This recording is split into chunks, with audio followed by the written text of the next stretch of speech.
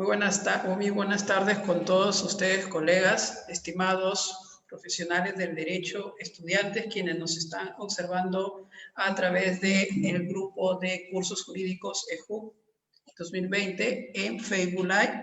Hoy tenemos el honor de seguir con la tercera jornada de este curso de análisis del proceso penal latinoamericano y tenemos a un ponente prácticamente de Polendas, un excelente ponente, que se trata del doctor José Mendieta Toledo, quien es natural de Ecuador, de ese hermoso país de Ecuador, y bueno, viene a tratar un tema interesante sobre el proceso penal, cómo ha ido en el vecino país de Ecuador y de qué manera se han ido generando estos retos para poder el proceso penal o el derecho en sí dar respuesta a esta nueva normalidad, ¿no? Pero bueno, vamos a leer un poco de la hoja de vida del doctor porque es bastante extensa. Tiene bastante experiencia el doctor José Mendieta. El doctor José Mendieta es abogado por la Universidad Nacional de Loja. Asimismo, es doctor en jurisprudencia, posee magíster o grado de magíster en Derecho e Investigación Jurídica. Asimismo, ha sido docente de diversas universidades, entre ellas la Universidad Técnica de Machala, Universidad Técnica de Babahoyo, la Universidad Metropolitana. Así también mismo se desempeña en la labor jurisdiccional como juez en la materia penal en la Sala Provincial Multicompetente de Babahoyo. Asimismo, el doctor es un excelente, es un ducho ponente, conferencista en diversos eventos jurídicos, no solamente en su país, en Ecuador, sino también en Sudamérica, ¿no? Tenemos, por ejemplo, que ha participado en eventos aquí en el mismo Perú, en Bolivia, Colombia, República Dominicana, Brasil, México, y bueno, obviamente en consecuencia ha sido y es profesor honorario y visitante en varias universidades de Latinoamérica debido a la experiencia penal con que cuenta el doctor. También ha sido incorporado como miembro honorario de la Orden del Colegio de Abogados de Huánuco, teniendo también lo que es un honoris causas en una universidad peruana. Y ustedes se preguntarán, ¿cuál es esa universidad? Es la Universidad Privada de Ica. Entonces, en ese sentido, también el doctor es un investigador en la materia penal. En ese sentido, estoy seguro de que esta tarde vamos a aprender mucho de él. Vamos a aprender mucho de él escuchándole. Y doctor José Mendieta, le agradecemos por esa disposición de transferir y transmitir esos conocimientos que usted va a darnos en esta tarde, ¿no? Dios le bendiga en su ponencia, doctor. Bienvenido. Gracias. Gracias, estimado Pedro. Antes que nada, un abrazo fraterno a todos los hermanos de Latinoamérica que nos siguen a través de las redes sociales del Centro de Capacitación Equipo Multidisciplinario Jurídico Internacional EIJIP y de la Asociación de Investigación EJUP en alianza a través de algunos otros, así como del grupo Aprendiendo Derecho, del cual me honro dirigirlo. Perdón. Y ya tenemos más de 20,000 integrantes también en este grupo. Pedro, quiero agradecerte de sobremanera la deferencia de haberme permitido compartir con ustedes un poco de lo que vamos aprendiendo en el día a día, en el trajinar de esta hermosa ciencia del derecho, en este proceso aprendizaje-enseñanza, pues como nos dice el maestro Eduardo Coitiure, el abogado estudia. Cada día que dejes de estudiar serás menos abogado. Y ese es eso, la labor que haces tú, así como hacemos muchos otros que nos gusta el proceso aprendizaje-enseñanza, para poder llegar a aquellos que están iniciando o aquellos con quienes podemos aprender y que nos van a enseñar a través de sus diferentes preguntas para nosotros refrescar la memoria e ir adelantando. Voy a partir indicando, en este día también quiero aprovechar, hace un año mi hija me dio el alto honor de obtener su título de abogada también, y quiero felicitar a mi hija Guadalupe Mendieta, quien hoy es un año más como abogada, el primer año como abogada, perdón. Para partir hablando sobre el nuevo sistema procesal jurídico en el Ecuador, tenemos que decir de que en este contexto internacional que vino arrancando desde México ya hace algunos años atrás a nivel de Latinoamérica, para acoger un nuevo sistema constitucional a través de todos los diferentes países y que hemos ido acoplándonos. Ecuador no se quedó atrás, si bien nosotros teníamos la Constitución de 1998, que fue aprobada también mediante un referéndum y en una asamblea que se reunió en Montecristi, que se reunió en Riobamba, la de 1998, donde ya empezábamos a hablar de ese respeto al debido proceso. Pero con esta constante trajinar, y como es típico en toda Latinoamérica de cambiar constituciones casi como cambiar de gobiernos, en el año 2008 se trató y se produjo una nueva constitución que se reunieron en Montecristi, constitución que se encuentra vigente desde octubre del 2008, donde ya dejamos de ser el Estado. Ecuador era un Estado de derecho y justicia social para convertirnos en un Estado constitucional de derechos y justicia. Es decir, trastocamos la figura jurídica para ir de la mano con lo que nosotros hablábamos referente a la primacía de los derechos humanos con los cuales nosotros podemos hacer. Es así que esta Constitución vino a trastocar, y hablamos del debido proceso, del nuevo sistema procesal, en que se tenía que hablar a nivel general de la oralidad en todos los procesos. Y en marzo del 2009 se puso en vigencia el Código Orgánico de la Función Judicial, donde también hablábamos sobre los principios que se iba a manejar la administración de justicia en general. En junio, 29 de julio del 2009, se dictó unas reformas al capítulo de alimentos del Código de la Niñez y Adolescencia para introducirnos ya, abro comillas, a experimentar este sistema de oralidad que era necesario ponerlo en conocimiento de todos.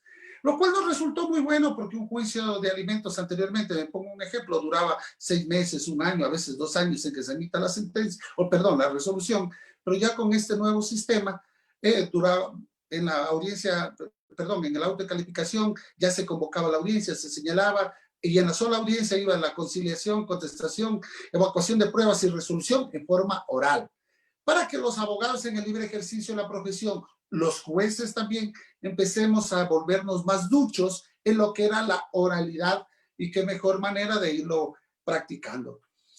En mayo del 2014 se promulgó el nuevo Código Orgánico Integral Penal, mismo que entró en vigencia en agosto de ese año, donde ya nosotros introdujimos aún más el sistema oral. Claro, está que con la Constitución nosotros hablábamos, por ejemplo, de las acciones de garantías jurisdiccionales, como es la acción de protección, el amparo constitucional que llamamos, o la acción de amparo que llamamos en Perú, así como se llama en México. Acá hablábamos de la acción de protección, de las medidas cautelares, de la acción de habeas data, de la acción de habeas corpus, de la acción de incumplimiento, de la acción extraordinaria de protección, que se tenía que regular, y se dictó la Ley Orgánica de Garantías Jurisdiccionales y Control Constitucional. El artículo 86 de la Constitución se remetía a que todos los procesos serán orales. Me retrotraí un momento para poder hacer.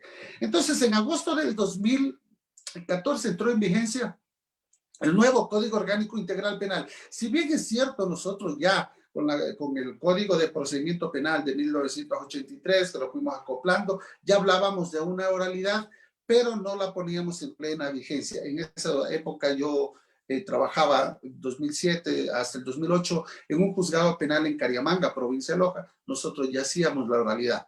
Se escuchaba en forma oral y se emitía el juez la resolución, y se quedaba únicamente grabado. En ese tiempo hablábamos de la grabación con los dictáfonos a través de cassette todavía, obviamente. Entonces, el Código Orgánico Integral Penal vino a trastocar ya también el sistema procesal penal para que entre en vigencia, y hablábamos de un código donde se llegó a constitucionalizar este código. El derecho penal se constitucionalizó en la Constitución del 2008 de tal manera que nosotros hablábamos del principio pro homine o pro ser humano, de que el Ecuador, la principal obligación del Estado ecuatoriano es garantizar la aplicación inmediata de los instrumentos internacionales de derechos humanos, entre los cuales hablamos el debido proceso. Dentro del debido proceso hablamos de la presunción de inocencia, del principio de objetividad, imparcialidad, oralidad, mínima intervención penal, de economía procesal, etcétera, etcétera, etcétera. El artículo 77 de la norma constitucional nos hablaba, el 76 habla del debido proceso en general y el artículo 77 se refiere al proceso, al debido proceso también de la mano con el 76, pero ya en materia netamente penal, donde hablábamos de que la privación de libertad es una medida de excepción que se dictará únicamente con 3 objetivos: asegurar la comparecencia a juicio, el cumplimiento de la pena y la reparación integral, y que se dictará en última ratio, no se revictimizará a la víctima, etcétera, etcétera. El Código Orgánico Integral Penal, entonces, vigente desde agosto del 2014, se constituye en 4 libros. El libro preliminar, que es aquel que nos enuncia sobre las garantías y principios generales del sistema penal ecuatoriano. Luego tenemos el primer libro, aquel donde nosotros hablamos del concepto elemental sobre qué es la infracción penal, las circunstancias y la responsabilidad. Hablamos del catálogo de delitos con los cuales tendríamos que juzgar. Partamos del principio: no hay crimen, no hay pena sin ley. Si es que no estaba previsto en la norma, obviamente era imposible procesar a un ciudadano. El segundo libro del Código Orgánico Integral Penal se constituye del procedimiento propiamente dicho para el juzgamiento de las personas en base al debido proceso, que hablábamos del artículo 76 de la Constitución. En relación con el 77 y el Código Orgánico Integral Penal, hablamos en el artículo 5 del mismo código para que se pueda poner en vigencia.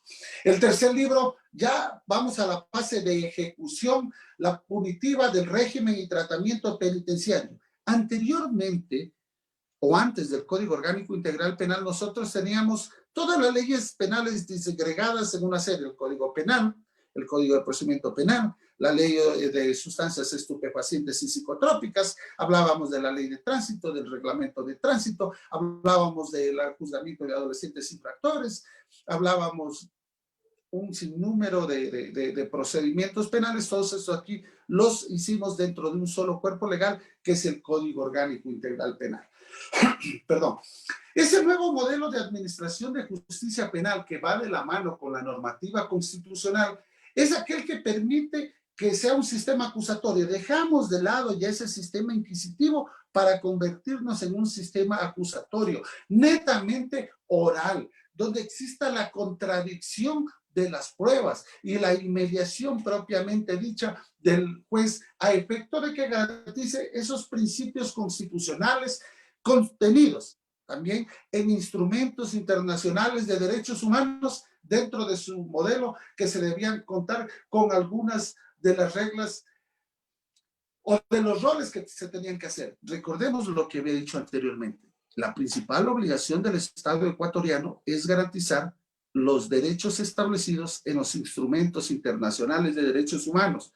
Dice la norma constitucional, dice el Código Orgánico Integral, Código Orgánico de la Función Judicial, y de igual manera se le encuentra prescrito en el Código Orgánico Integral Penal.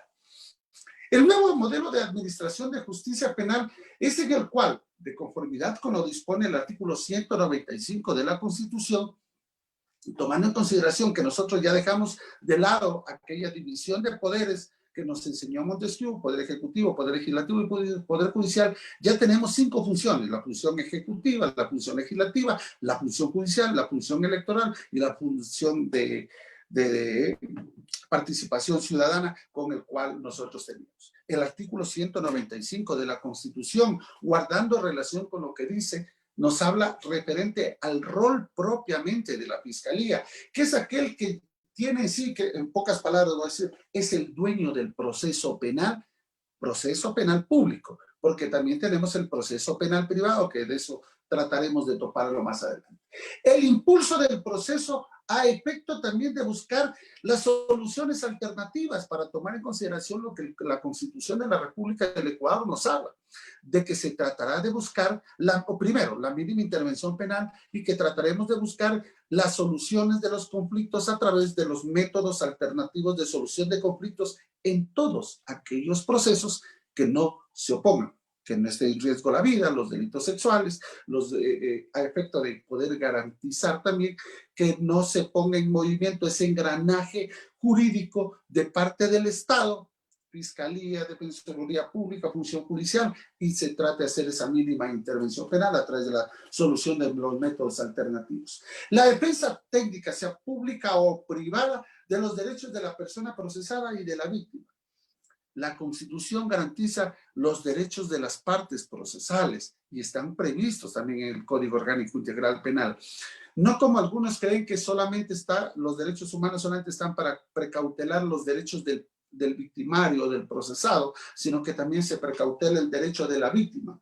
Además de eso, tendríamos que el juzgador, el juez, deja de ser solamente un mero espectador que tenía anteriormente, pese que el Código de Procedimiento Penal anterior decía, por ejemplo, que el juez dictará el auto inicial o el auto cabeza de proceso, se llamaba en ese tiempo, y era quien evacuaba todas las diligencias. En el auto cabeza de proceso ordenaba todas las diligencias y el fiscal emitía un dictamen que muchas veces el juez, si quería, los tomaba o no en consideración, pero luego se cambió y ya se le dio al fiscal el rol que le corresponde. ¿Cuál es? El del ser el titular de la investigación penal a efecto de llegar a demostrar la existencia material de la infracción, la responsabilidad o la participación de cada uno de los sujetos procesales como autor, autor mediato o cómplice del mismo hecho.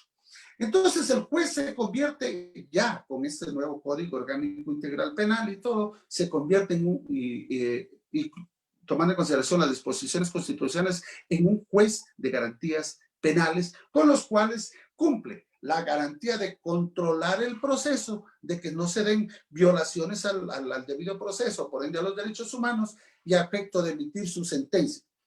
Nosotros sabemos que el fiscal o el acusador presenta su tesis del proceso, el defensor presenta su antítesis, y es el juez quien hace una síntesis de esos procedimientos, de lo manifestado por ambas partes, a efecto de que se llegue a administrar justicia, preveyendo, eso sí, el respeto al debido proceso. Y además de esto, como juez que dicta la sentencia, sea absolutoria o sea condenatoria, vamos a poner en el ejemplo de que sea una sentencia condenatoria y el ciudadano, el procesado, el enjuiciado, encuentre cumpliendo alguna pena, también tenemos un juez de garantías penitenciarias que es aquel encargado de ver de que se respeten esos derechos que tiene de igual manera el procesado. A partir del artículo 35 de la normativa suprema o de la Constitución, nosotros hablamos de los grupos de atención prioritaria, entre los cuales están los PPL o personas privadas de su libertad. Entonces, para resumir este Código Orgánico Integral Penal, nosotros hablamos de los principios de oralidad, de contradicción e inmediación.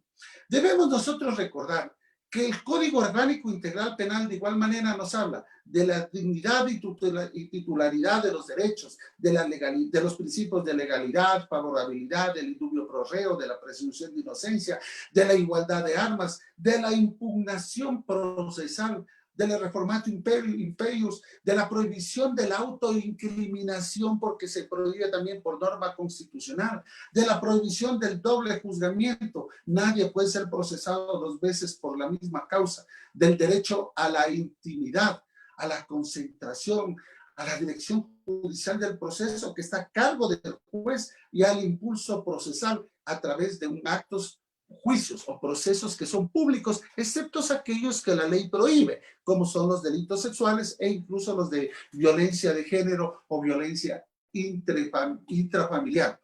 Además de eso, la inmediación. ¿Por qué es interesante hablar del principio de inmediación?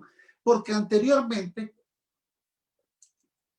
el secretario, el ayudante judicial era quien, abro comillas, era quien prácticamente llevaba a cabo los juicios y era el juez quien emitía la resolución en última instancia. Hoy, con este nuevo sistema de inmediación, incluso en el momento de recibir las versiones, era el secretario, el ayudante quien tenía. Con el nuevo Código Orgánico Integral Penal, el juez tiene que encontrarse presente ahí. Ese es el principio de inmediación que lo tiene que cumplir. El de la obligatoriedad de los jueces de fundamentar y motivar sus resoluciones, conforme lo dispone el artículo 5, numeral 18 del Código Orgánico Integral Penal. Resolución judicial en general que no esté debidamente motivada tomando en consideración las resoluciones de la Corte Interamericana de Derechos Humanos, de la normativa constitucional e incluso sentencias de la Corte Constitucional Ecuatoriana, resolución inmotivada, nulidad. Es como no haberse dictado. Además de eso, nosotros hablamos del juez imparcial, del derecho a la privacidad y confidencialidad y el del objeto o el principio de objetividad, en el cual el fiscal actúa en forma objetiva. Esto es buscando los elementos de cargo y de descargo. Lastimosamente nosotros tuvimos una fase, voy a decirlo tal vez un poco oscura, donde los fiscales, incluso se hablaba de que el fiscal que tenía más presos era un mejor fiscal según el criterio de quien en cierta época dijo que era el jefe de todas las instituciones del Estado, ejecutivo, legislativo, judicial, fiscalía, procuraduría, contraloría. Él era el dueño, entre comillas, dueño de todos estos aquí. De los principios que nosotros tendríamos que hablar es también que el Código Orgánico Integral Penal nos habla a nosotros sobre el ordenamiento, la rehabilitación social, que en realidad tenemos todavía mucho que le debemos a la sociedad esa verdadera rehabilitación social, el hecho de la responsabilidad atenuada. Hablamos de la reincidencia para realizar una nueva conducta, una conducta penalmente relevante, pero tomando en consideración que el artículo 11.2 de la Constitución nos dice que también no se podrá discriminar por ningún motivo a las personas, inclusive por su pasado judicial. Hablamos nosotros también del derecho de la víctima a su reparación integral, a la no revictimización, el derecho a que tenga el trato, igualdad y de equidad en los cuales se tenga que respetar a efecto de poder cumplir. De igual manera, nos referimos a los derechos que tienen las personas, los PPL o personas privadas de su libertad. El primer libro del Código Orgánico Integral Penal, ya hablábamos del libro general, se refiere a las conductas relevantes, a la tipicidad, a la antijuricidad, referente al derecho a la culpabilidad, la ejecución de la infracción, la participación de las partes procesales, las circunstancias que llevaron a cabo la infracción y la responsabilidad. Inclusive ya nosotros hablamos de la persona jurídica a efecto de que con eso nosotros tendremos que poder hablar y poder tomar en consideración. Es necesario detenernos en esta parte cuando el Código Orgánico Integral Penal en el artículo 41 previene, dispone también que se tiene que ver referente al nivel de participación del procesado. No puedo procesar a un ciudadano, a algunos ciudadanos, digamos, uno o más ciudadanos, simplemente por un delito X, asesinato, hablemos, un homicidio, pero no sabemos si lo vamos a tener como autores o lo vamos a tener como autor directo, como autor mediato, que tiene coautoría, que si es cómplice. Es decir, el fiscal tiene la obligatoriedad de indicar el por qué lo procesa a un ciudadano, en qué grado de participación del hecho a efecto de que pueda garantizarse el derecho a la defensa de igualdad de armas. Y al momento que nosotros hablamos de que el fiscal tiene que acusar, tiene que ver si procesa por algunos de los tipos penales que se encuentran previstos en el COIP. Nosotros le decimos COIP, Código Orgánico Integral Penal. Si son delitos contra las personas, contra la humanidad, trata de personas, formas de explotación, delitos contra las personas y bienes protegidos en el derecho internacional humanitario, delitos contra la inviolabilidad de la vida, contra la integridad personal, si es delitos de violencia contra la mujer o miembros del núcleo familiar, que el Ecuador, con la Constitución y el Código Orgánico Integral Penal, pese que nosotros antes de la Constitución del 2008 ya teníamos una ley de violencia intrafamiliar que se encontraba y se crearon las comisarías de la mujer y la familia. Esta ley también pasó a ser y tenemos como base fundamental de la administración de justicia en el Ecuador la erradicación de la violencia contra las mujeres y los miembros del núcleo familiar. Debemos ver si estos son delitos o son contravenciones de violencia del núcleo familiar. Tenemos delitos contra la integridad sexual, delitos contra el derecho a la propiedad, etcétera, etcétera, en los cuales nosotros podemos irlos procesando. Tenemos nosotros que tomar en consideración que entonces Todos estos tipos de delitos, inclusive tomando en consideración lo que nos dispone la Constitución del Ecuador en el artículo 10, cuando nos habla sobre los sujetos de derechos, hablamos que son todas las personas, todas las comunidades, grupos de personas, comunidades, incluso la naturaleza. Por eso el Código Orgánico Integral Penal también recoge referente a la delitos contra la naturaleza para que puedan ser procesados. Estoy tratando de hacer un breve resumen del Código Orgánico Integral Penal para que nosotros podamos entender. Ahora nosotros tenemos que el procedimiento preparatorio de esa acción pública tiene que partir de la forma en que el fiscal conoce el delito y del inicio de la investigación. Es decir, de la noticia crímenes, de la fase de investigación. La noticia crímenes ya sabemos que puede ser a través de una denuncia, sea porque llegó a oídos del agente fiscal, sea por denuncia verbal, escrita, por noticias a través del sistema especializado integral de investigación, sea porque es un delito de flagrancia, sea porque es alguno proveniente de los medios de comunicación, de los informes de los organismos como la Contraloría General del Estado, por ejemplo, los delitos contra los bienes patrimoniales del Estado. La fase de investigación del procedimiento penal en el Código Orgánico Integral Penal tiene que buscar la finalidad del mismo. ¿Cuál es?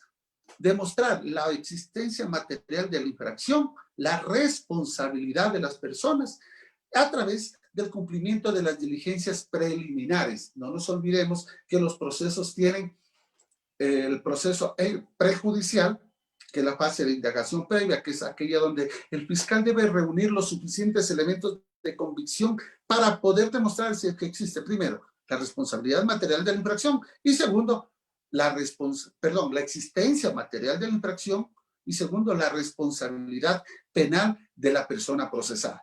Esta responsabilidad, conforme dije, puede ser, tomando en consideración lo que dispone el artículo 41 del Código Orgánico Integral Penal, puede ser en calidad de autor, autor mediato, coautor, puede ser de cómplice, etcétera, que ya lo expliqué anteriormente.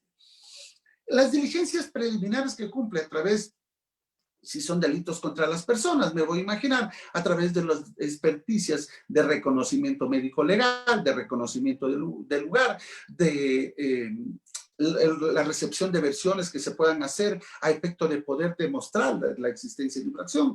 Puede ser con el certificado, perdón, con la diligencia de experticia médico-legal, tendríamos la existencia de la material de la infracción, pero nos tenemos que demostrar la participación. Con el Código de Procedimiento Penal anterior, nosotros hablábamos de los procesos penales contra autores, cómplices o encubridores, autores.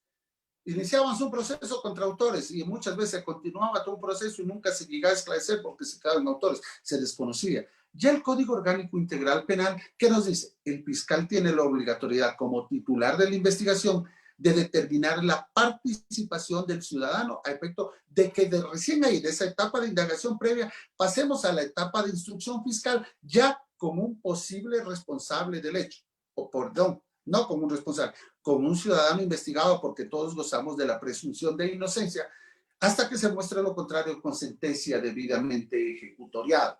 También tiene que tomar en cuenta referente a la responsabilidad penal del ciudadano que es investigado. Porque ¿qué sucede si es una persona que está con trastornos mentales? No sería responsable penalmente. ¿Qué sucede si es una persona que tiene alguna de las adicciones? Me voy a imaginar, conforme dispone el artículo 364 de la norma suprema, que las adicciones no podrán ser criminalizadas y por ende un consumidor de sustancias alucinógenas o sustancias estupefacientes o sujetas a fiscalización, dice nuestra normativa, no puede ser sancionado por ser un consumidor de sustancias.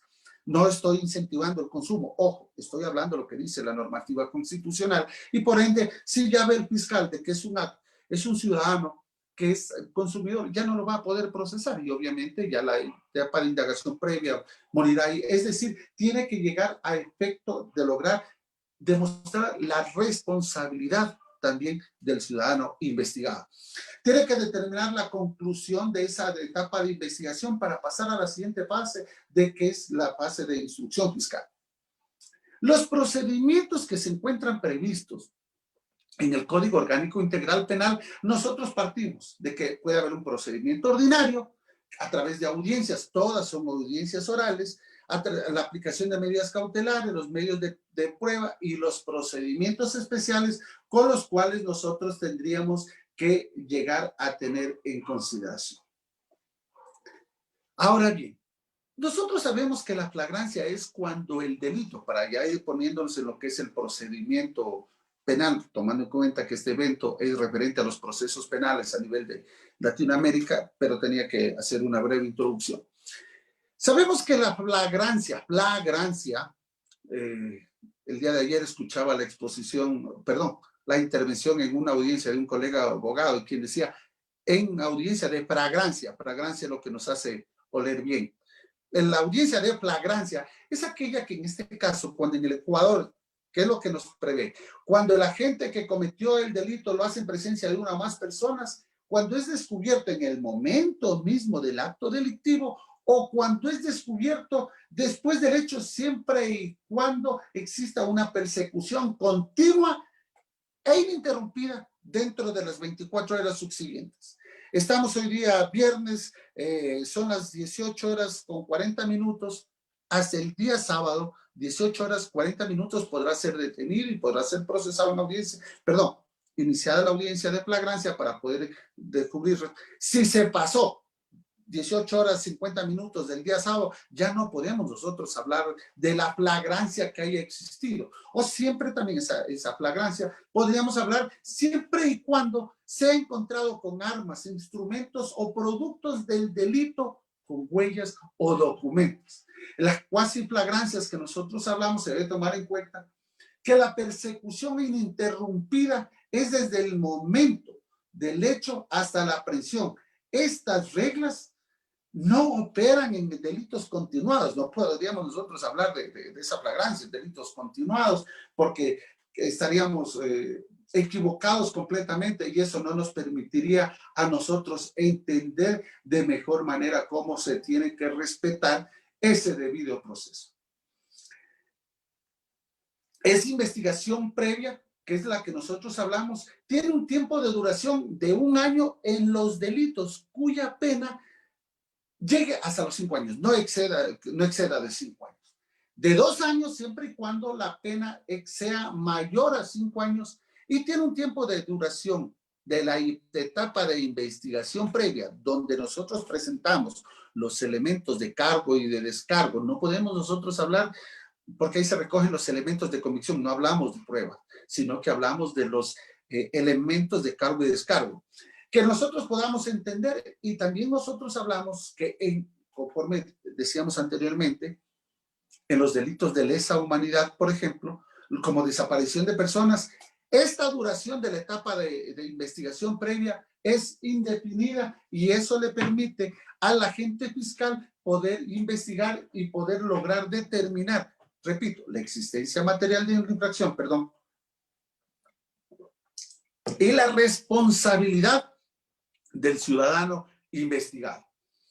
Si luego de cumplida la etapa de investigación previa, el agente fiscal, conforme lo expone el artículo 586, numeral 1 del Código Orgánico Integral Penal, ve que no existen los suficientes elementos de convicción o comprueba de que el hecho que se le denunció no se constituye en delito, 586.2 del Código OIP, o que existe algún obstáculo legal insubsanable, o que existe la conciliación, tomando en cuenta la mínima intervención penal también, en los cuales podríamos hacer.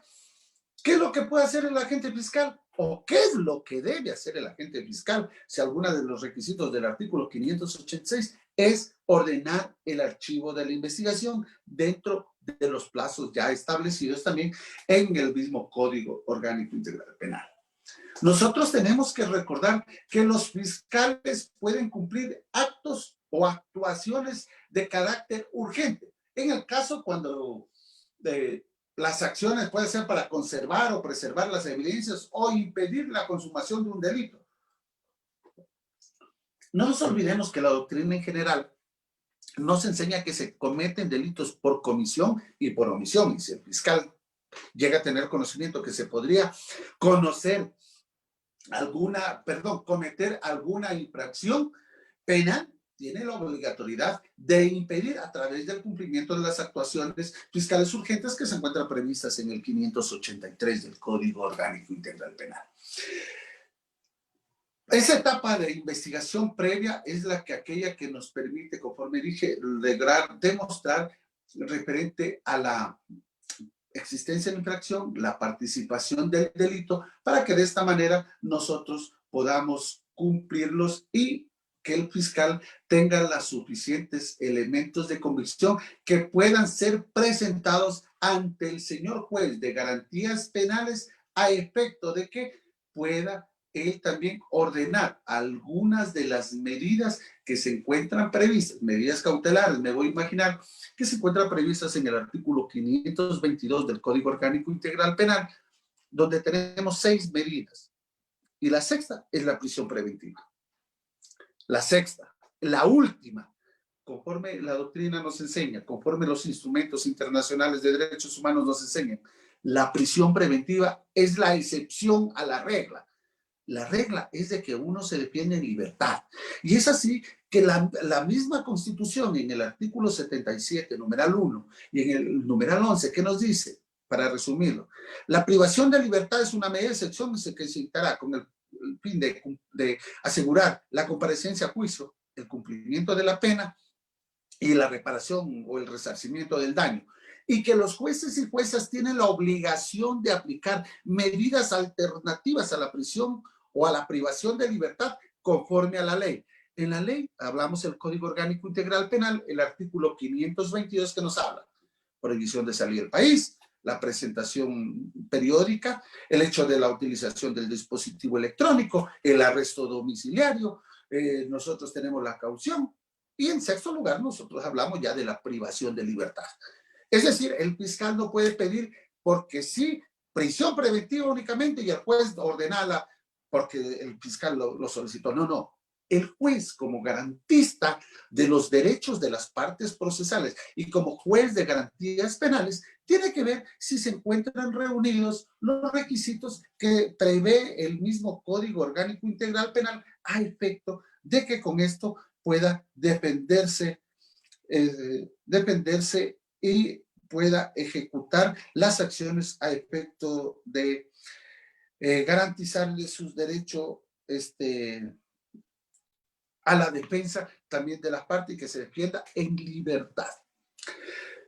El fiscal tiene que recordar que en la etapa de indagación o de investigación hay ciertas actuaciones que requieren la autorización del juez como juez de garantías penales. Pedro, ¿me avisa si estamos dentro del tiempo? Creo que tengo unos minutos. Doctor, siga normal, no hay problema. Listo. Perdónenme ustedes. Como lo vi que me salió en pantalla, dije me estoy pasando. Bueno, decía entonces que el agente fiscal, para cumplir ciertas diligencias fiscales que son necesarias para asegurar que la investigación fiscal llegue a feliz término, que esa etapa de indagación previa llegue a feliz término. Por ejemplo, la obtención de muestras de flujos corporales, nosotros hablamos, ¿no es cierto? Saliva, ADN, etcétera. Es necesario también la autorización del juez, siempre y cuando yo no quiera hacerlo voluntariamente, obviamente. La exhumación del cadáver a efecto de lograr determinar alguna de las causales de su muerte, hoy con la ciencia tan adelantada, e incluso para poderle realizar un ADN que se pueda realizar a efecto de lograr demostrar. En el Perú sucedió cuando yo estaba en Huánuco, ya hace algunos años atrás, que un ciudadano fue procesado por la supuesta muerte de otro ciudadano y cuando salió libre lo encontró al muerto. Abro comillas, cuando yo lo encontró al muerto. E incluso lo victimó y sí dijo y se entregó a la autoridad peruana y dijo, ahora sí, júzguenme y métanme preso porque ahora sí cometí el delito. Referente a la obtención de la grabación en cualquier medio personal, referente a la retención de la correspondencia, referente a la interceptación de comunicaciones o datos informáticos, al reconocimiento de grabaciones, a las medidas cautelares, a las medidas de protección, a las órdenes de allanamiento, al reconocimiento de grabaciones, incluso a ordenar las operaciones encubiertas de agentes conforme está previsto en el artículo 484, numeral 7. del COIP que le permite realizar operaciones de encubierto a la gente de la policía y que con eso pueda cumplir. Si una de estas diligencias, cualquiera, me voy a imaginar la interceptación del teléfono mío, si lo hace el fiscal sin la orden del juez, en doctrina jurídica nosotros conocemos que es el efecto del árbol envenenado. Toda la prueba se encontrará dañada a partir de ese momento por haber sido obtenida en forma inconstitucional, en forma ilegal. Entonces, tiene que el señor agente fiscal saber que debe solicitar, lo sabe, perdón, los agentes fiscales lo conocen, pero también instruir a los agentes de la policía que no pueden ingresar, por ejemplo, a un domicilio, porque sí, hacer una investigación si no tiene la orden de allanamiento emitido por el juez y que tiene que ser cumplida inclusive con la presencia de los que los pueda realizar y que lo pueda cumplir. Son algunas de las medidas que las tiene que estas diligencias tiene que solicitar al juez. Conforme nosotros habíamos hablado que tendríamos las medidas cautelares que se encuentran previstas en el 522, cuando nosotros se refiere a algunas de las medidas que podrían ser, inclusive hablamos como medidas de privación de libertad, la aprehensión del ciudadano, la detención con fines de investigación, la prisión preventiva, la caución. Cuando hablamos sobre las medidas cautelares de bienes, podríamos hablar del secuestro, de la incautación, de la retención, de la prohibición de enajenar. Pero también el fiscal tiene la posibilidad de solicitar medidas de protección a las víctimas de algunos delitos, como son la prohibición de llegar a ciertos lugares, la prohibición de acercarse a la víctima, al testigo o a intimidar, sea en forma directa o por intermedio de un tercero. El hecho de poder girar boletas de auxilio a favor de la víctima. El artículo 77 al 78 de la Constitución también nos habla sobre la protección de la víctima y la no revictimización del mismo. La suspensión de la tenencia de armas, las medidas cautelares de protección a efecto que los pueda cumplir de mejor manera y que con esto garantizar la integridad personal de las víctimas. Nosotros tenemos que tomar en cuenta que, conforme había dicho anteriormente, el 169 de la Constitución nos habla también de los fines de la justicia, nos habla de cómo serán los principios, entre los cuales hablamos la oralidad. Hoy todo tipo de audiencias, todo se soluciona en audiencias, perdón, todo se resuelve, no se soluciona, se resuelve en audiencias, sea a través de las etapas procesales, para la etapa de investigación. Por eso decía, esta etapa preprocesal, cuando ya vamos a la etapa procesal, la etapa de instrucción fiscal, tiene que ser mediante audiencia. Para también se debe solicitar medidas para las medidas cautelares y de protección, sea para dictarlas, sea para revisión de las medidas cautelares, sea para revocar estas medidas cautelares cuando de los elementos recogidos por la fiscalía no existen los causales para poder continuar el proceso, sea de los diferentes recursos como son de apelación, sea también sobre la solución de los conflictos o de reparación que se pueda hacer para que con esto nosotros tengamos la mejor manera de poderlo cumplir. Todo lo hacemos a través de las diferentes audiencias, cosa que con esto podamos nosotros cumplir. Ahora bien, nosotros tendríamos que, como todo procedimiento a nivel general, hablamos nosotros de los diferentes tipos de prueba, testimonial, documental, instrumental, de los cuales el agente fiscal se tendrá que valer. Nosotros hablamos que una vez cumplida la etapa de instrucción, de indagación previa que nosotros hablábamos, y tomando en consideración que tenemos, conforme lo había dicho anteriormente, procesos penales públicos, procesos penales privados, como son la querella y que lo podríamos hablar. En la etapa de instrucción fiscal es aquella donde aquellos elementos de convicción que le sirvieron para comprobar la existencia material de la infracción y la posible responsabilidad penal del autor, ya dije, como autor, autor mediato, autor, coautor o de cómplice, para que lo pueda hacer y también para que nosotros podamos cumplirlas. Esa etapa de instrucción, cuando el agente fiscal considera que se encuentran reunidos los elementos necesarios, puede solicitar una audiencia va a la audiencia de formulación de cargos de igual manera y podría ir a una audiencia evaluatoria y preparatoria de juicio con los cuales nosotros tendríamos que tener en consideración. Nosotros tenemos que recordar que los procedimientos penales tenemos dos tipos de procedimiento o tres tipos de procedimiento. Los ordinarios, que son aquellos en los cuales se da la etapa de instrucción fiscal, la evaluación y preparatoria de juicio y la etapa de juicio que se lo puede llevar a cabo también o que se lo llevará también en el Tribunal Penal. Y los procedimientos penales especiales de acción pública, en donde solamente tenemos el procedimiento abreviado y el procedimiento directo. Jorge Zavala Vaquerizo, el maestro del derecho penal ecuatoriano, ya fallecido, decía que, por ejemplo, el procedimiento abreviado a criterio de él era contrario a la normativa constitucional y a esa presunción de inocencia con que goza el ciudadano o el investigado, por cuanto ya acepta la responsabilidad y cuando la normativa constitucional nos habla que es prohibida la autoincriminación. También el Código Orgánico Integral Penal nos habla referente a otro tipo de procedimientos como los expeditos contravencionales y como los ejercicios de la acción privada en la querella.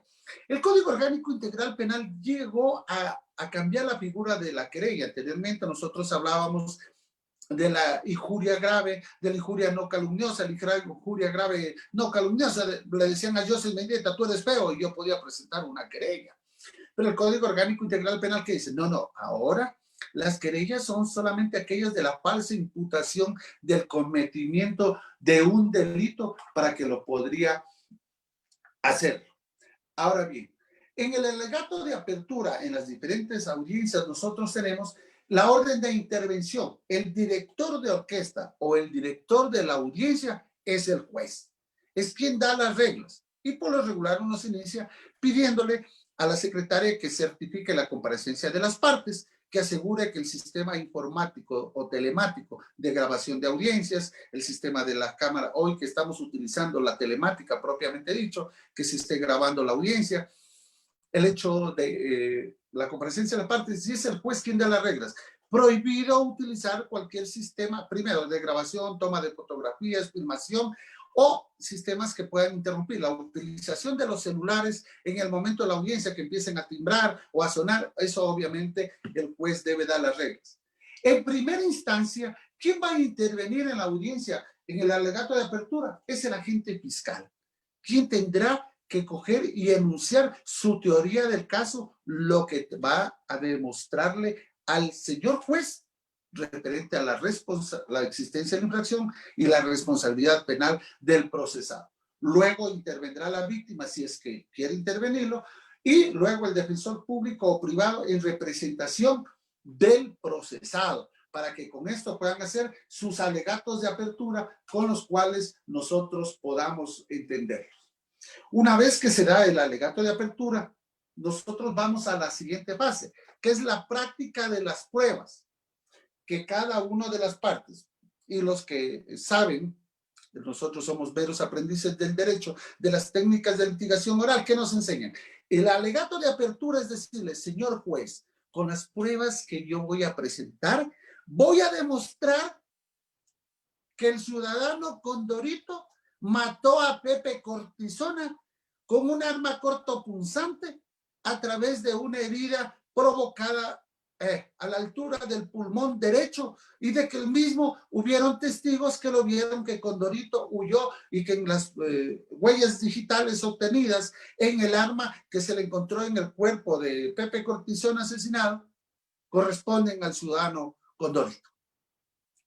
El abogado defensor del procesado, ¿qué es lo que tiene que hacer? Señor juez, en el alegato de apertura, yo voy a rebatir por cuanto los testigos no estuvieron en el lugar, mi cliente Condorito estuvo fuera del país o fuera de la ciudad y por ende no puede haber estado en los distintos lugares, es decir, y en la fase de la práctica de pruebas, el fiscal tendrá que demostrar la solvencia, primero, de las pruebas, de que sí son lo suficientemente necesarias, ¿para qué? conforme nos enseña la doctrina.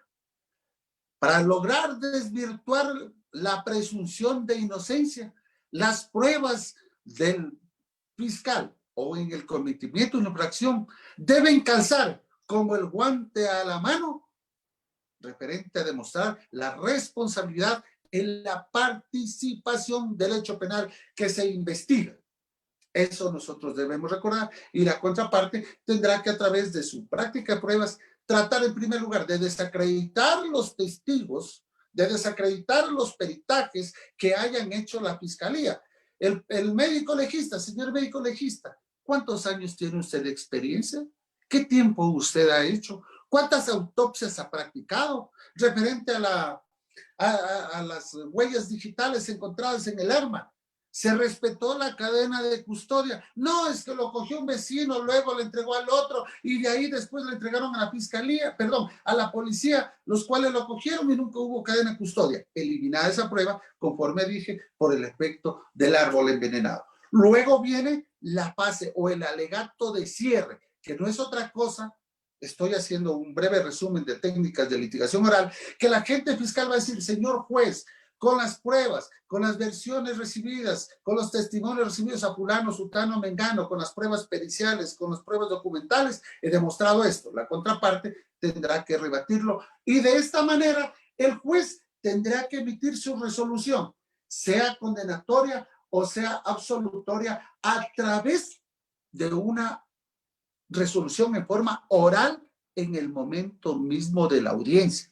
No es que despuesito, que esto, que el otro, pero muchas veces depende también de la conflictividad del proceso, en los cuales es necesario también uno revisar todo lo demás. Decía mi amigo José Antonio Michelini, un juez de magistrado argentino, que él tenía una audiencia penal que era de 6 meses, la audiencia penal, con los cuales podrían hacerlo. Saludo al abogado F. Quesada, quien nos envía un saludo, acabé de leerlo en el chat. Bien, entonces, eso es lo que nosotros tenemos que irlos evacuando. Decía que otro de los procedimientos, ya hablé de la forma de cómo se iba a evacuar la audiencia del procedimiento ordinario. En este momento voy a tratar de hacer un breve resumen de lo que es la audiencia, y les pido disculpas, era 40 minutos la exposición, les pido disculpas, pero para poder concluir. La audiencia del procedimiento abreviado, por el contrario del ordinario, es que se instala la audiencia, se consulta al procesado si está de acuerdo con el procedimiento abreviado que haya sido. Fanny Quesada fue mi compañera de aula en la Universidad Técnica Machado. Se consulta a la persona procesada si está o no está de acuerdo, abro comillas, con la negociación realizada entre el fiscal y su defensor de que él acepta la responsabilidad en ese delito penal y la pena que se llegó a negociar. Me voy a imaginar, la pena era, por decir un ejemplo, no estoy hablando números exactos, la pena era de 5 años, pero en el momento que el otro aceptó la responsabilidad, le dice el fiscal: mira, te voy a, con la negociación, vas a ir privado de libertad 13 meses, porque ojo, el Código Orgánico Integral Penal también nos dice que se podrá ordenar la privación de libertad en penas que excedan de 1 año, primeramente. En penas que sean inferiores a 1 año, no cabe la privación de libertad. Entonces, eso nosotros tenemos que tomar muy en cuenta para evitarnos cualquier contradicción. Si el procesado se encuentra, saludos desde el Triunfo, otro colega, si el procesado está de acuerdo con esa negociación realizada, primero, está de acuerdo en aceptar la responsabilidad en la participación del hecho y con la pena que se ha negociado entre el agente fiscal y el abogado, el juez le da el paso a la intervención de que el agente fiscal, quien va a fundamentar su petición de procedimiento abreviado. Con la aceptación del procedimiento abreviado, conforme dije, por parte de la persona procesada, la solicitud presentada a la audiencia de calificación de flagrancia, formulación de cargos y la preparatoria de juicio, que es en las cuales se va a cumplir. Ahora bien, nosotros tenemos que tomar en consideración de igual manera que cuando existe en la etapa de la audiencia de juicio, que también se instalará, ya dije, el procedimiento abreviado, cuando hablamos de un procedimiento ordinario, tendríamos que hablar que vamos ante el Tribunal Penal, que no es otra cosa que la instalación de la audiencia, en las cuales tiene que estar el fiscal, el defensor, la persona procesada.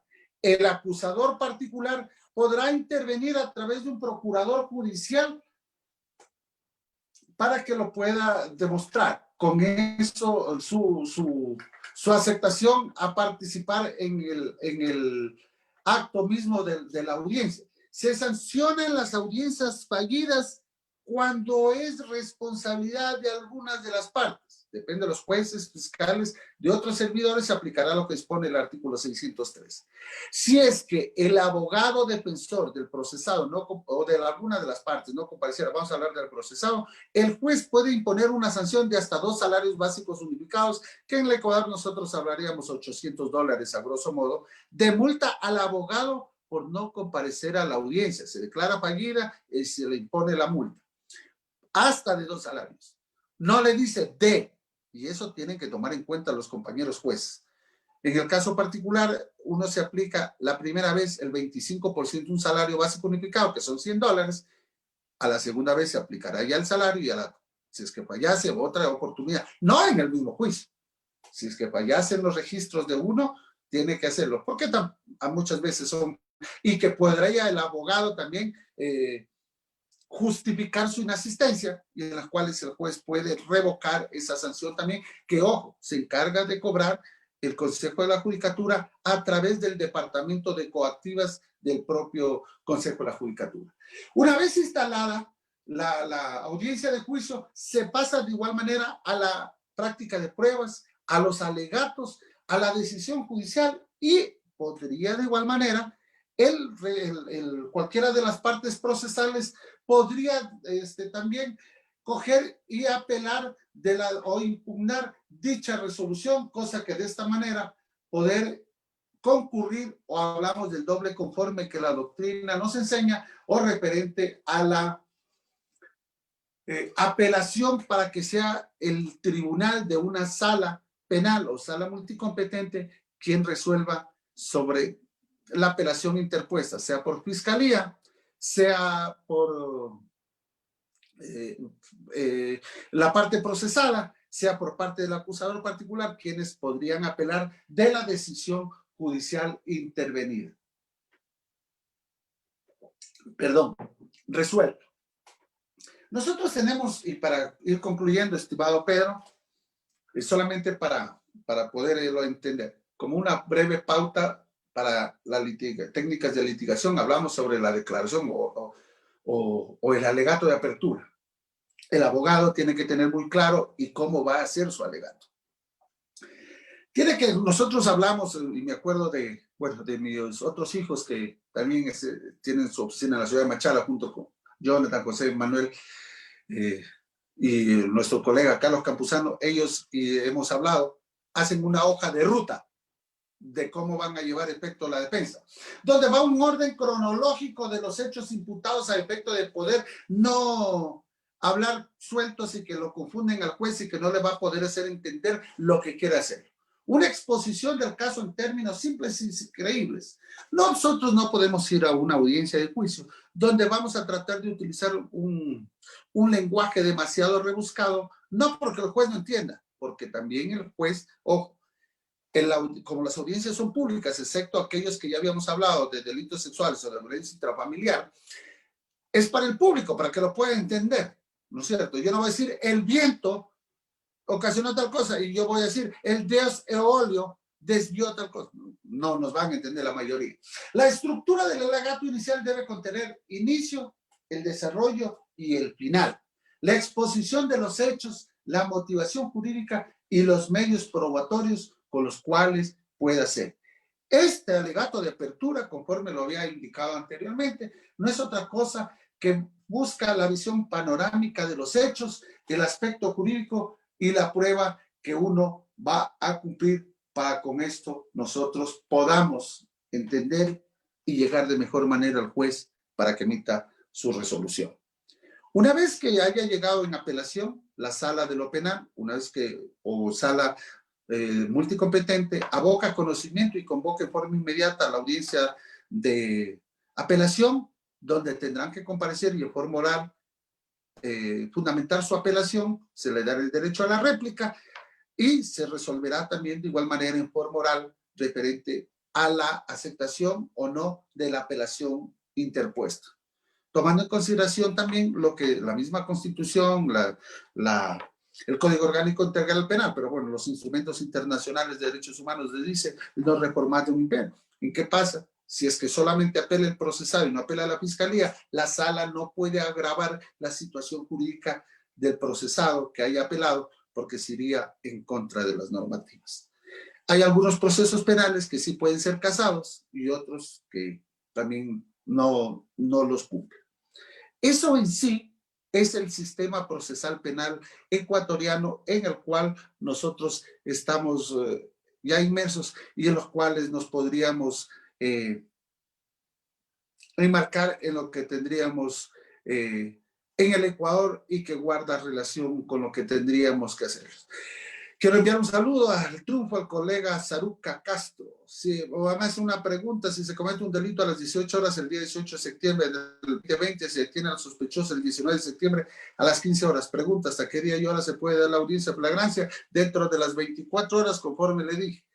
¿Qué ocurre muchas veces cuando lo detienen y convocan a la audiencia pasada las 24 horas en base a la pregunta? Yo le había dicho, si la convoco a la audiencia para las 18 horas, 1 minuto, el ciudadano sale libre porque ya se pasó el término. Y la Constitución de la República del Ecuador. En el Perú, si no me equivoco, creo que son hasta 15 días la detención con fines de investigación que se podrían hacer. Pedro, ¿me confirmas? No le escuché la pregunta, doctor. En el Perú creo que la detención con fines de investigación es de hasta 15 días. Exacto. Exacto, ¿no? Sí, no me ha fallado mis profesores de Derecho Penal en el Perú, con los amigos allá. Sí, allá, acá vuelta es máximo 24 horas. Se lo detienen con fin de investigación 24 horas. Si es flagrancia, y tiene que salir en libertad, en forma inmediata, porque sería atentar contra el derecho más sagrado después de la vida, que es la libertad.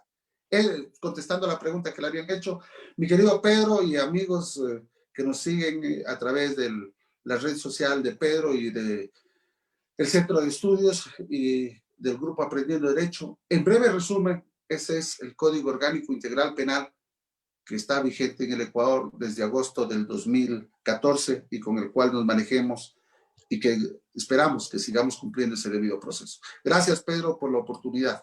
Siempre a las órdenes. Muchas gracias, doctor Joseph Mendieta. De verdad que ha sido un honor poder escucharle. Y bueno, aquí tenemos una pregunta a través de Facebook. Se la voy a trasladar en este momento. Y la pregunta es la siguiente.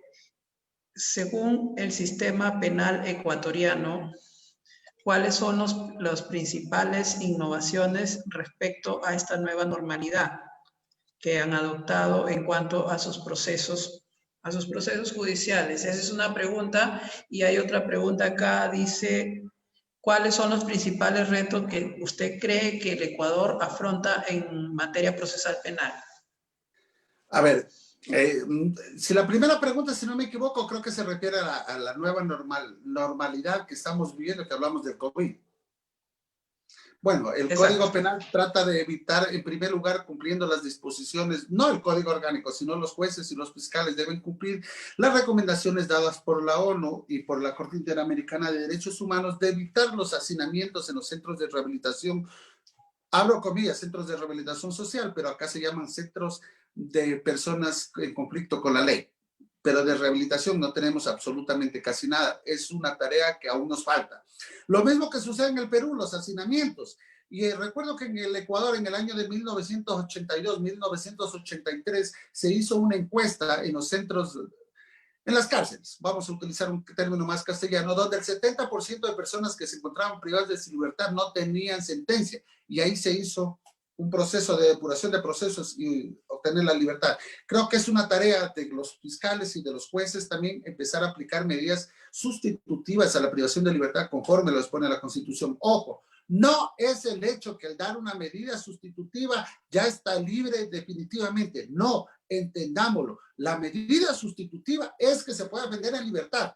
Yo al menos parto de un criterio, que se empiecen a aplicar fianzas o caución donde nosotros podamos, conforme dice el artículo 77, numeral 1, que la privación de libertad es con 3 objetivos. Asegurar la comparecencia a juicio. Si solicita caución, ya compareció a juicio con un abogado. Lo primero. El cumplimiento de la pena. Si no la cumple, se estará en prófugo. Y el resarcimiento del daño, yo lo vengo diciendo. Si a Pedro Daniel León le roban su celular que vale $1,000, la caución sea $3,000. $3,000. Porque nosotros tenemos que hablar ¿qué? Hay que hacerle la reparación integral. Por lo regular en el Ecuador, la mayoría de delitos, cuando son sentenciados, no se cumple la reparación integral, porque una vez que el PPL salió en libertad, difícilmente, y como no hay orden, no se puede privar la libertad por deudas, es imposible. Y si es que no tiene bienes a su nombre, obviamente más imposible. Entonces diríamos en el ejemplo que pongo, $1,000 para Pedro Daniel, víctima del robo del celular. $1,000, ojo, estoy hablando por el ejemplo de $1,000. $1,000 que vaya al Consejo de la Judicatura para que pueda ser, abro comillas, entregado entre Fiscalía y Función Judicial por los gastos que se tienen. No digo para que se le pague, no, sino para que el operamiento, la puesta en movimiento del engranaje jurídico, y los otros $1,000 que vayan entre el Ministerio de Gobierno, bueno, o Ministerio del Interior, Ministerio de Gobierno, para que sea entre la policía y entre los centros de rehabilitación social, para que esto sirva, para que pueda rehabilitarse, para que se sigan las fases de investigación con la policía y para que se rehabilite a los PPL. Si fuera un delito de sustancias estupefacientes, yo también, es mi criterio, ojo, de Joseph Mendieta, ¿cuál sería? Es el hecho de que nosotros podamos coger y poner una multa también de 3 veces el salario que esté, perdón, de 3 veces el monto del supuesto perjuicio en razón de que está, perdón un ratito, Cristian, te llamo, que estoy en una exposición. Estaba llamándome un compañero también por unos eventos académicos. Mil disculpas. Entonces decía, si fuera de sustancias estupefacientes, 3 veces el valor. Me voy a imaginar, quería contrabandear 1 kilo de cocaína, valga $10,000. Estoy poniendo un ejemplo. La fianza $30,000. Como no hay persona perjudicada, sino que es el Estado, vaya para qué. En primer lugar, 50%, como hablabas, o sea, $10,000 para los centros de fármacodependientes, para también ayudar a aquellas personas que caían en las garras de la droga. El otro porcentaje, los otros 10,000, en igual manera que sea para lo que es la judicatura, y la otra parte del Ministerio de Gobierno, entre centros de rehabilitación y policía para poder determinar. Entonces, esa es una forma. Y evitaríamos el hacinamiento en los centros de rehabilitación. Esa es una forma también de precautelar. Ojo, y además de eso, si no va a cumplir la pena, se hace efectiva la fianza, una y otra, estará en calidad de prófugo y tendrá que ser ubicado luego para que cumpla la pena impuesta. Ese es mi criterio. Es personalísimo. No estoy hablando como servidor público, no, como Joseph Mendieta. En segundo lugar, referente a las innovaciones del Código Orgánico Integral Penal, si no me equivoco, creo que la otra pregunta que le estaban haciendo, si me equivoco, Pedro, te pido que me la aclares, es sobre las innovaciones del Código Orgánico Integral Penal. La segunda pregunta, doctor, era los...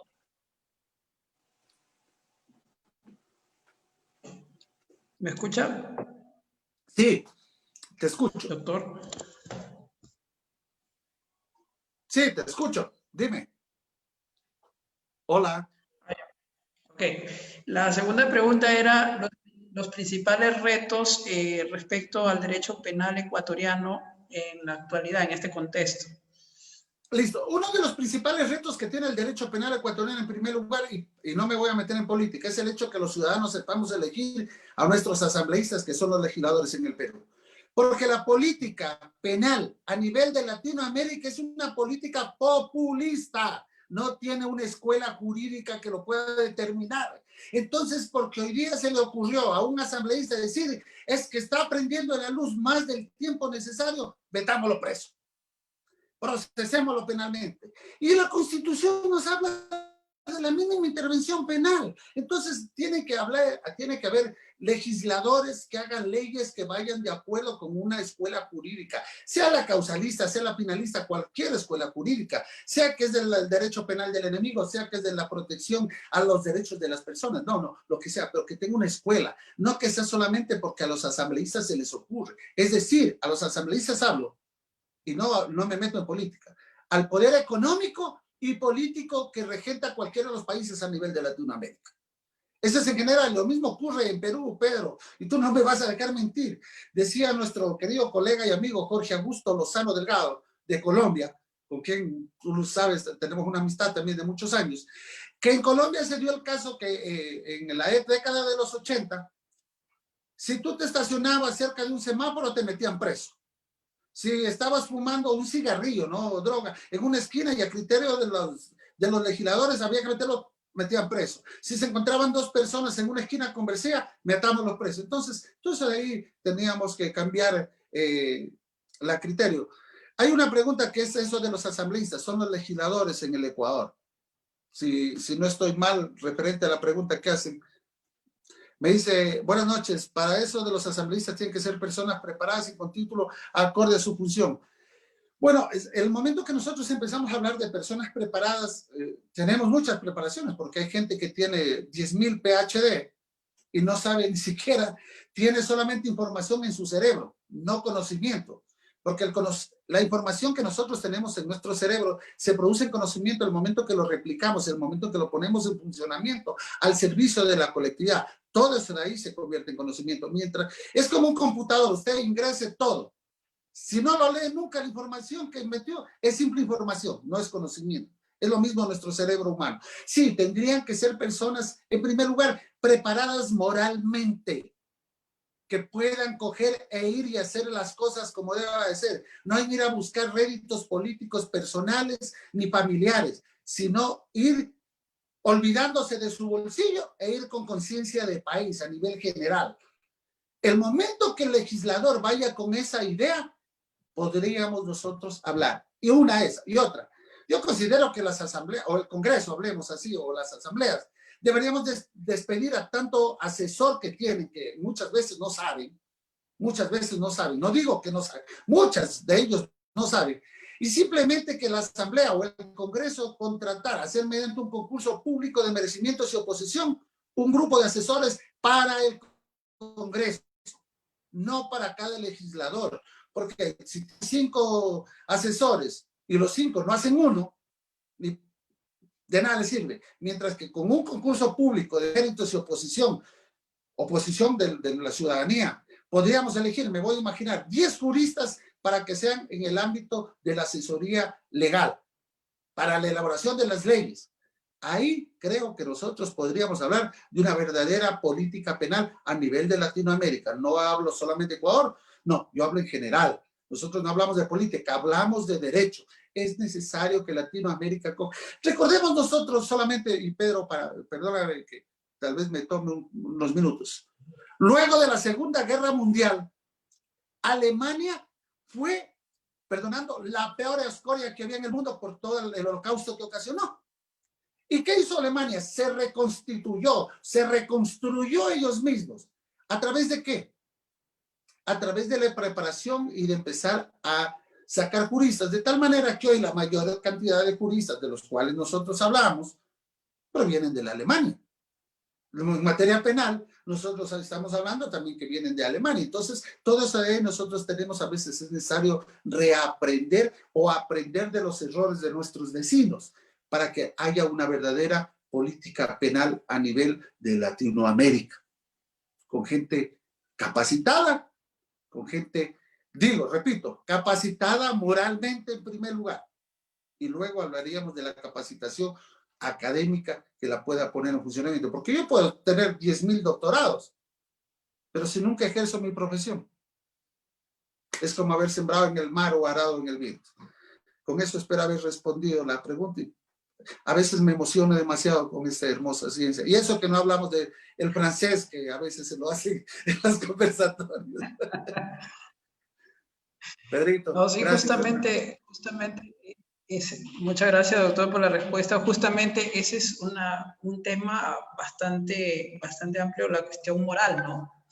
¿Cómo, de qué manera medimos o de qué manera podemos entender si es que alguien está con el tema moral adecuado o idóneo para poder acceder a un cargo público, ¿no? Justamente estamos en el Perú, de repente usted ya lo habrá visto por las noticias, en este momento están en el Congreso definiendo la vacancia del presidente. Imagínense, en 2 años, 2 presidentes a punto de vacarlos por la misma causa, que es la incapacidad moral. Bueno, Ecuador les lleva a la delantera. Me acuerdo en una época de un ciudadano que está siendo procesado penalmente también por esa situación de medicinas, él y todos sus hijos. Lo que se hereda no se hurta, dicen. Lastimosamente, en este caso, en esa familia, no los estoy juzgando, simplemente estoy hablando en general. Pero, ¿qué sucedió? Lo defenestraron al que era presidente, lo declararon incapaz mentalmente, no lo defiendo ni nada, sin ser psicólogos, los congresistas. De acuerdo a la norma, le tocaba ascender a la vicepresidenta, que en ese tiempo era una mujer, pero el Congreso resolvió que no sea ella, sino el Congreso nombró un presidente. En un día tuvimos 3 presidentes. Récord mundial el Ecuador. Al menos en eso fuimos, en actos negativos, en política estoy hablando, fuimos número 1. 3 presidentes en un día. Esa es una página negra de nuestro país. Pero ¿qué es lo que sucede? Bueno, tal vez no utilicé la terminología apropiada. No es moralmente, es honestidad, con principios. ¿Cómo nosotros podríamos hacerlo? El momento que el que sea candidato, en primer lugar, declaración juramentada de sus bienes y de el Código Civil, hablamos de la responsabilidad dentro del 4º grado, consanguinidad y segunda afinidad, todos ellos una declaración juramentada de sus bienes. Y que sean aperturadas las cuentas de todos ellos. Y ahí vamos a empezar a saber. Porque es fácil que la Fiscalía se dé cuenta, pero lastimosamente en el Ecuador hubo una resolución de la ex Corte Suprema de Justicia, perdón, donde decía que si el fiscal se diera cuenta que un funcionario público está aumentando su patrimonio y no lo puede justificar, no lo podía investigar por delitos de peculado mientras no haya la observación de la Contraloría. ¿Y qué pasó en el caso que recién fue juzgado, el ciudadano Correa y otro? El Contralor General de la Nación de ese tiempo, el doctor Carlos Poli, estuvo también investigado en la misma colada de la supuesta, de la corrupción, porque ya está con sentencia ejecutoriada, de los actos inmorales de corrupción. Si el Contralor, el que debía vigilar, no vigiló, o se hizo de la vista gorda, entonces el momento que el funcionario, el aspirante a funcionario, va a ser, y con la normativa que una vez que salga de su cargo, siquiera darle unos 5 años más, que esas queden abiertas, esos estados de cuenta, los bienes y todo, para que lo puedan supervigilar. Porque es fácil ponerlo a nombre de mi vecino, pero ya una vez que sale de su cargo quiere que le devuelvan. Y ya sucedió en el Ecuador. Muchos quisieron que les devuelvan y después les decían, no, tú no tienes nada. Entonces si quiera que les esperen unos 5 años más también una vez que salga. Y además de eso, que no se perennicen en el poder. Esa es otra situación. No podemos hablar de legisladores que han estado desde voy a hablar en el Ecuador, desde la restauración del periodo democrático del Ecuador, que fue en 1969 con la presidencia de Jaime Roldós Aguilera y Osvaldo Hurtado, que fue el primer presidente de la República en el nuevo régimen democrático del Ecuador, hasta la actualidad casi son los mismos apellidos y los mismos ciudadanos desde esa época acá. Algunos ya se han adelantado del paso a la tierra, pero siguen siendo los mismos apellidos, es decir, se convirtieron, según ellos, en la casta privilegiada, y la ciudadanía no era de hablar de política. Decimos queremos gente nueva, pero cuando sale Pedro Daniel León, me voy a imaginar, candidato, dice, no, si es un desconocido, ¿para qué le vamos a dar? Y Joseph Mendieta ya ha tenido experiencia, ya ha sido diputado, ha sido que esto que el otro, y vuelve el mismo. Entonces nosotros, los ciudadanos, los electores, tenemos una obligación con nuestro país, saber elegir bien. Me hizo meter en camisa de 11 varas hablando de política. Sí. Creo que esta ponencia ha sido una ponencia combinada de derecho penal y derecho electoral también, pero es bueno recordar de vez en cuando cuáles son nuestras falencias como sociedad, ¿no? Nos falta como sociedad latinoamericana mucho el tema de cultura política. Nos falta. Lastimosamente. Sí. Entonces, doctor, muchas gracias por su deferencia, por su humildad para poder transmitir estos conocimientos y esperamos tenerle para otras oportunidades, no sé, algunas palabras, doctor, para quienes lo Mi están viendo en este querido, momento. mi querido Pedro, mi agradecimiento especial para ti. Muchas veces hemos quedado pendientes con ese ceviche piurano que nos quedamos pendientes, o en Catacaos, con la chicha de Catacaos, dijiste, para ir, o un pisco sour. Bueno, y también a su vez a todos los amigos que siguen tus redes sociales, invitarlos que se integren al grupo Aprendiendo Derecho, que me honro, que lo fundé allá en el año 2014 y que hoy ya estamos más de 20.500 integrantes, donde ustedes podrán encontrar libros, videos, artículos, ponencias, conferencias, donde solo es el proceso de aprendizaje, enseñanza del derecho. Ahí no hablamos de política, bloqueo, todo lo que sea política, ni actos comerciales.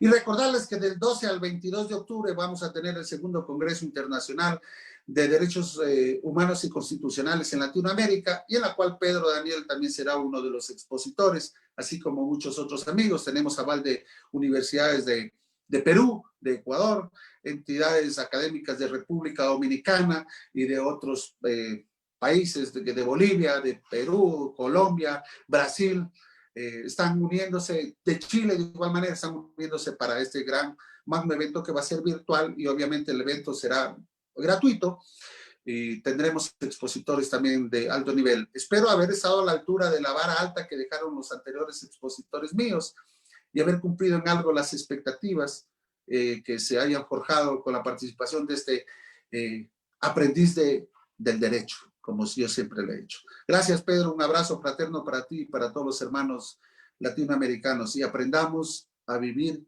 no la nueva realidad, aprendamos a vivir la nueva humanidad.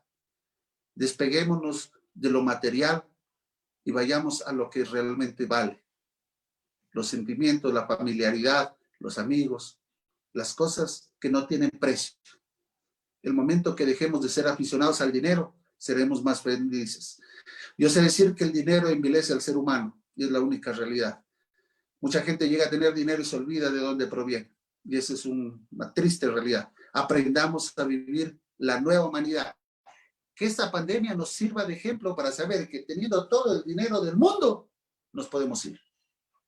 Y qué mejor si es que nos toca partir, que sepamos con nuestro paso por la tierra dejó huellas de bien, no de ambiciones. También tener dinero, no digo que no, pero que sea honestamente, que sea correctamente. Gracias, Pedro. Un abrazo para todos. Dios le bendiga, doctor, y creo que hay que aumentar algo más en su currículo, que es el de motivador personal, doctora. Definitivamente. Gracias. Definitivamente. Y recuerden seguir justamente este grupo académico que el doctor nos ha invitado, que se llama Aprendiendo Derecho. Entonces, justamente va a haber un evento bastante importante en el mes que viene, y estén atentos. El doctor también lo puede encontrar ahí en las redes sociales. Tiene bastante actividad académica y bueno, ha sido un honor tenerlo esta noche. Muchas gracias también a quienes estuvieron invitados en esta sala de Zoom, como quienes estuvieron visualizando a través de Facebook Live en el grupo de cursos jurídicos EJUC 2020. Dios les bendiga, que tengan muy buenas noches y bueno, sigamos aprendiendo más sobre derecho. Gracias.